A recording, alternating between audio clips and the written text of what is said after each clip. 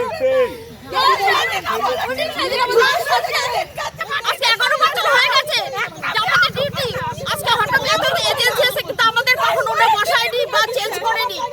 আর এখন এই এজেন্সি এসে আমাদেরকে ঝকঝক বসিয়ে দিচ্ছে আর বলছে এখন আর এত ডিউটি হবে না, তোমাদের 26টার বেশি ডিউটি দেওয়া হবে না।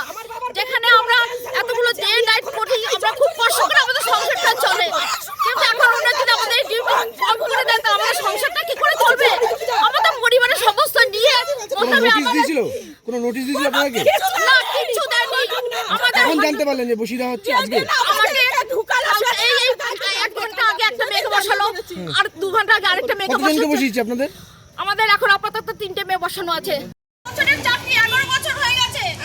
আমাদের বাবা মা রয়েছে ঘরে বয়স্ক, আমার হাজবেন্ড নেই, আমাদের সংসারে কি চলবে? এখন যদি এই সমস্ত মেয়ে পোস্ট না বাড়িয়ে নেয় তাহলে আমাদের কি করে হবে? পোস্ট বাড়াক মেয়ে নেই, আপত্তি নেই, কিন্তু আমরা যেখানে কাজ করতাম আমাদের সেখানেই করতে হবে। আমরা যে সিস্টেমে কাজ করতাম সেই সিস্টেমে কাজ করতে দিতে হবে আমাদের।